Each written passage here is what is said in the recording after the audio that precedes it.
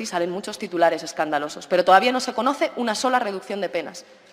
Y no se va a conocer. ¡Que no, madre mía! ¡Te digo yo a ti que sí! Pese a las palabras de Irene Montero, en menos de 2 meses desde la entrada en funcionamiento de la ley del solo sí es sí, se han empezado a acumular las reducciones de condenas. El caso que hizo saltar las alarmas fue el de un profesor que abusaba de menores, que con la aplicación de la nueva ley vio reducida su condena en 5 años. Pero no es el único, ya se cuentan casi con una quincena de casos similares, y se espera que acaben siendo centenares los criminales que verán reducida la pena.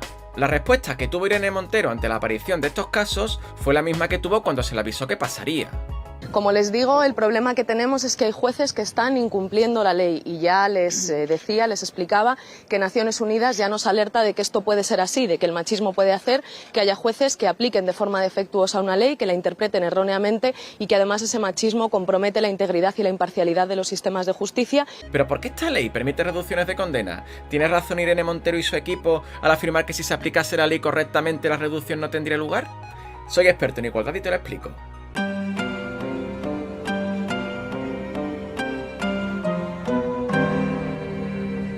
Todo es machismo. Esta es la explicación que viene dando el Ministerio de Igualdad frente a cualquiera que evidencie alguna de las consecuencias negativas que tienen las leyes, normas y campañas que se han ido confeccionando desde este ministerio. Y en este caso no ha sido distinto. Ya hemos visto lo que dice la ministra, pero otras figuras de Podemos también han salido en su defensa, como es el caso de Vicky Rosell, delegada del Gobierno contra la violencia de género. Ojo a los argumentos que usa para defender la ley. Solo no apreciando abuso de superioridad o prevalimiento es factible con la nueva ley rebajar las penas, pero es que no hemos rebajado las penas en la ley. Las penas son las mismas, de 5 a 10 años. Hay una posibilidad en casos de menor entidad, que estamos pensando en los tocamientos en un transporte público, por ejemplo. En los casos de menor entidad hay una posibilidad excepcionalmente de rebaja. Ni siquiera hace falta saber de leyes para darse cuenta que aquí Vicky Rosell trata de manipular la verdad. Fijaros cómo al principio dice que no hay reducciones en las penas. Pero es que no hemos rebajado las penas en la ley. Para inmediatamente después admitir que sí se rebajan las penas, aunque indica que es solo en una excepción. Hay una posibilidad en casos de menor entidad, que estamos pensando en los tocamientos en un transporte público, por ejemplo. En los casos de menor entidad hay una posibilidad excepcionalmente de rebaja. Está hablando de los casos que comprenden los abusos y agresiones donde no hay penetración. Antes venían recogidos en el artículo 178, con una pena de entre 1 y 5 años, cuando se consideraba agresión. Y en el artículo 181, con una pena de entre 1 y 3 años cuando se consideraba abuso. Pero ahora, como la nueva ley no distingue entre abuso y agresión, lo que han hecho es unir ambos artículos en uno, cuyas penas van de 1 a 4 años. El resultado de esto es que las penas máximas de agresión sin penetración han disminuido. Pero es que esto no son excepciones, como dice Vicky Rosell. Si nos vamos al portal estadístico de criminalidad, podemos ver que las agresiones sin penetración son de los delitos más comunes de este ámbito, siendo más de 2000 en el último año. Por si esto fuera poco, la mentira no acaba ahí. Escuchemos la frase completa. En los casos de menor entidad hay una posibilidad excepcionalmente de rebaja. Y esta excepción tiene una excepción. No se puede aplicar en los casos de fuerza, de intimidación, de violencia, de abuso de superioridad y otros que no le voy a enumerar todos. Los casos a los que se refiere donde dice que no se aplicaría la pena que os he mencionado son aquellos en los que haya habido fuerza, superioridad, en otras palabras, en los que haya agravantes. Pero es que las penas en los casos de agresiones con agravantes también han disminuido, incluso más que los que no los tienen, pasando de una pena de 5 a 10 años a una de 2 a 8 años. O sea, en este caso no solo han disminuido la pena máxima, sino también la mínima. Vicky Rosell, para tratar de justificar todo esto, afirmó que es que el Consejo General del Poder Judicial no avisó de que se podrían reducir las penas en casos en los que no se rebasase el límite máximo. Que insiste con el informe del Consejo General del Poder Judicial, ustedes dicen que no lo advertían.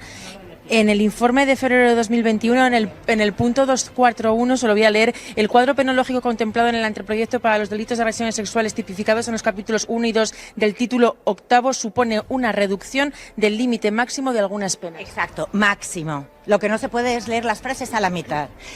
Si hubiera reducción del límite máximo, a quien le han puesto 15 años y ese límite ahora supera la pena actual, ha de revisarse. Lo que está sucediendo, y es inédito en nuestra historia penal, es que se están revisando condenas cuando se ha rebajado el límite mínimo y mantenido el máximo. Pero es que no hace falta que te avise el Poder Judicial. Si eres jurista deberías de saber que el tiempo de condena no se pone por capricho, sino que en la propia ley se indican los parámetros a seguir, teniendo los jueces en realidad poco margen. Por ejemplo, si miramos el artículo 180 de la ley del solo sí es sí, nos indica que las agresiones del artículo 178.1 pasarán a ser de 2 a 8 años cuando se den las siguientes circunstancias.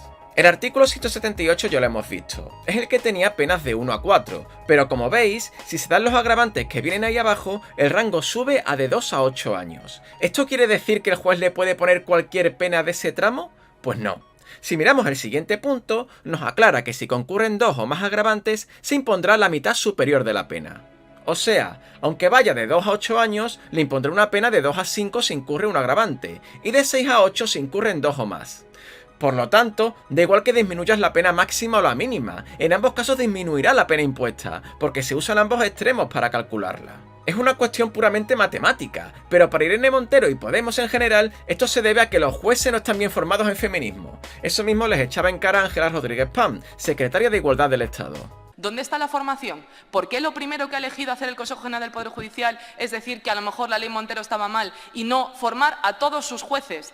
Que lo dice Naciones Unidas, que en España los jueces no tienen formación en materia de género, que es una vergüenza. Fórmense, señores jueces, fórmense.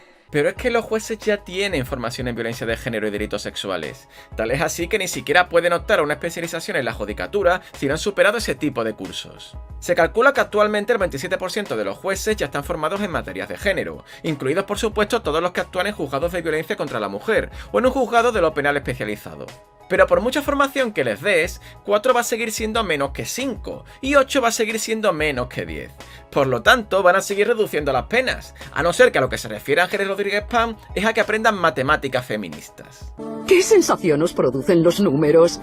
¿A qué huele el símbolo más? ¿El número 7 es impar o solo diferente? De momento me estoy centrando en los casos en los que las penas han disminuido, pero es que hay algunas situaciones que directamente se han despenalizado. Es decir, hay actos que antes eran delito y ya no lo son. Yo al principio del vídeo os he contado el caso que se ha hecho más mediático. ¿Cómo es posible que una condena de 6 años y 9 meses se quede en poco más de un año? Estamos hablando de un abusador de menores que ha visto reducida su condena en más de 5 años. Esto solo se puede explicar porque los delitos por los que este tipo fue juzgado ya no son delito. Concretamente ha desaparecido lo que era el artículo 182.1, que hacía referencia a los abusos a adolescentes entre 16 y 18 años, valiéndose del engaño o abusando de una posición reconocida de confianza, autoridad o influencia sobre la víctima. Son casos en los que no se ha utilizado la violencia ni la intimidación, sino que más bien se ha engañado o se ha abusado de una determinada posición, que es lo que al parecer hacía este profesor, que en lugar de forzar a sus alumnos, les regalaba patinetes o les daba pequeñas sumas de dinero para que accedieran a determinadas prácticas. Tal es así que el propio abogado ha afirmado que el mejor defensor que ha tenido su cliente ha sido la ministra Irene Montero, que ha conseguido que una pena de casi 7 años se haya quedado en 1 año y 3 meses, lo cual es menos que el tiempo que este tipo ya ha estado en la cárcel. Esto quiere decir que su libertad no solo es inminente, sino que aparte, el Estado va a tener que indemnizarlo económicamente por el tiempo de más que ha pasado entre rejas. A algunos esto les puede parecer una barbaridad, pero ¿qué esperaban? Es la ley de una ministra que dice abiertamente que mientras los niños consientan, pueden tener sexo con quien ellos quieran. Todos los niños, las niñas, les niñas de este país tienen derecho a conocer su propio cuerpo, a saber que ningún adulto puede tocar su cuerpo si ellos no quieren, y que eso es una forma de violencia. Tienen derecho a conocer que pueden amar o tener relaciones sexuales con quien les dé la gana, basadas, eso sí, en el consentimiento. Esto no fue un error o que se malinterpretasen sus palabras. Lo que quería decir literalmente era eso, que los niños debían de tener derecho a tener relaciones con quienes ellos quisieran mientras hubiera consentimiento. Tal es así que hace poco en un congreso en Argentina volvió a decir lo mismo. Independientemente de cuál sea su familia, los niños, las niñas tienen derecho a saber que sus cuerpos son válidos, que tratar bien está bien y tratar mal está mal, que pueden amar a quien quieran y tener sexo con quien quieran, que tienen el derecho al aborto, es decir... Las excusas que se han dado para justificar estas reducciones han sido de lo más variopintas.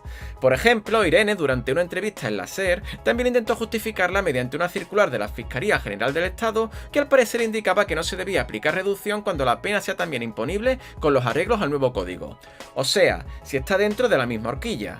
Os explicaría por qué esto es erróneo, pero voy a dejar que lo haga el propio Aimar Bretos, que era quien la estaba entrevistando y además traía los deberes hechos. La circular de la Fiscalía General del Estado, en las penas privativas de libertad no se considerará más favorable este código, el nuevo código, cuando la duración de la pena anterior impuesta al hecho con sus circunstancias sea también imponible con arreglo al nuevo código. Es decir, que si no bajas las máximas, si la pena que se ha impuesto entra dentro de la nueva horquilla de penas, del nuevo rango de penas, por intentar explicarlo más claramente, no cabe la revisión. Precisamente por eso insisto. La de 2015, ¿verdad? Por supuesto. Hemos preguntado hoy en la Fiscalía General del Estado y nos dicen que era específicamente para aquella ley de 2015 en la que sí se incluyó una disposición transitoria que no se ha incluido en esta ley, que no vale para todas las leyes. Eso lo dice la Fiscalía General del Estado, autora de esa circular. ¡Gas en toda la boca! No fue el único bulo que los de Podemos han intentado colar para explicar estas variaciones en las penas. Por ejemplo, en La Sexta Noche, Isaac Guijarro, un abogado claramente vinculado a Podemos,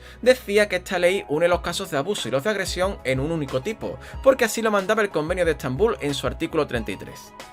El Convenio de Estambul, en su artículo 33, obligaba a España a hacer una fusión del abuso sexual y la agresión sexual en un único tipo. Esta fusión de delitos, que realmente lo que está dando problemas, por así decirlo, no es una cosa que se haya inventado Irene Montero, sino que es algo que el Convenio de Estambul nos venía obligando. El artículo 33 del Convenio de Estambul ni siquiera habla de este tipo de delitos, sino sobre la violencia psicológica, así que por ahí ya va mal.